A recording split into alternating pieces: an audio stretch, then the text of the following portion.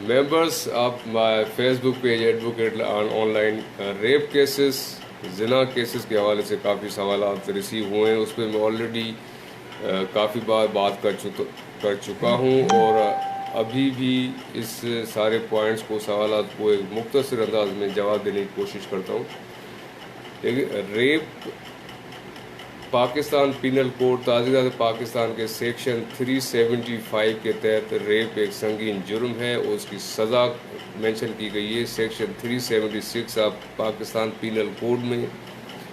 इसके सज़ाओं के ऊपर मैं ऑलरेडी काफ़ी डिटेल में बात कर चुका हूँ। यहाँ पे जो मैं बात करना चाह रहा हूँ कि जो रेप केसेस या ज़िना केसेस में डिफरेंट नोयत के केसेस होते हैं।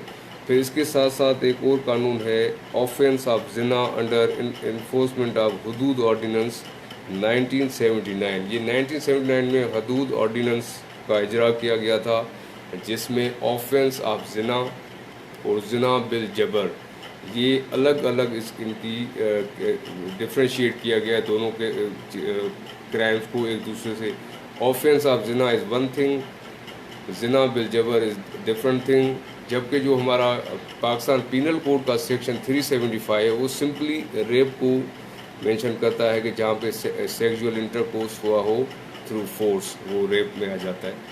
बट ऑफेंस ऑफ ज़िना हदूद इन्फोर्समेंट ऑफ हदूद ऑर्डिनेंस 1979 की बात करें तो ऑफेंस ऑफ ज़िना वहाँ पे हद लागू होगी जहाँ पे ज़िना हुई हो with mutual consent of both male and female. तो जब बात करते हैं इसकी ऑफेंस ऑफ ज़िना की हद तक, तो उसमें औरत और मर्द इक्वली गिल्टी होंगे इस ऑफेंस के, क्योंकि उसमें ये होता है कि म्यूचुअल कॉन्सेंट से कोई फोर्स, ज़बरदस्ती की बात नहीं आती। वो सिंपली एक ऐसे केसेस में आपको कुछ एग्जांपल दूंगा थोड़ी देर में कि जहाँ पे ऑफेंस ऑफ ज़िना एप्लीकेबल होता है और केसेस में हुआ है। और फिर है ज़िना बिल जबर, वो फिर सिंपली एक रेप हो जाता है, ज़बरदस्ती किसी का रेप करना, वो ज़िना बिल जबर में आ जाता है। तो ऑफेंस ऑफ ज़िना के सेक्शन में जो केस में ये हुआ कि दोनों औरत मर्द बराबर के कसूरवार ठहराए जाते हैं, वो ज़िना बिल जबर में सिर्फ रेप करने वाला या सेक्शन 375 पीपीसी में भी रेप करने वाला। अब समझने की बात यह है कि ऑफेंस ऑफ ज़िना इन्फोर्समेंट ऑफ हदूद ऑर्डिनेंस 1979 कहाँ पे अप्लाई होता है। इसके लिए मैं एक दो केसेस की एग्जांपल देकर समझाऊंगा कि एक औरत ने एफआईआर करवाई एक मर्द पे कि इसने मेरे साथ ज़िना की, उससे मैं प्रेग्नेंट हो गई। She was pregnant at the time of registration of FIR. उस केस में फिर अक्यूज़ के लिए बेल एप्लीकेशन फाइल की गई, ट्रायल कोर्ट से वो डिसमिस हो गई। तो जब हाई कोर्ट में वो बेल एप्लीकेशन आई तो उस पर ये बेल एप्लीकेशन अलाउ हुई इस पॉइंट पे कि अभी ये तय करना बाकी है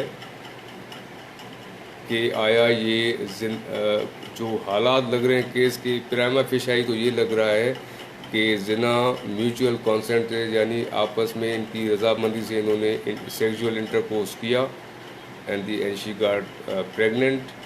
और बाद में जब मसाइल कुछ हुए तो इन्होंने एफआईआर कर दी। बट द थिंग इज़ कि ये जो ऑफेंस ऑफ ज़िना है ये दोनों मर्द और औरत की रजामंदी से हुआ है, बज़ाहिर ऐसा लग रहा है। अगर ऐसा लग रहा है और ऐसा ही है, जो आगे एविडेंस चलेगा तो सामने आएगा, तो फिर ये ऑफेंस या ये जो हद है यानी punishment under holy Quran and sharia वो लागू होगी दोनों पे, हद यानी औरत मर्द दोनों पे लागू होगी। क्योंकि ये अभी कंफर्म होना बाकी है, तो इस वक्त फ़िलहाल ये एक डाउट है कि वेदर ये ऑफेंस ऑफ ज़िना होगा या सिंपल रेप होगा।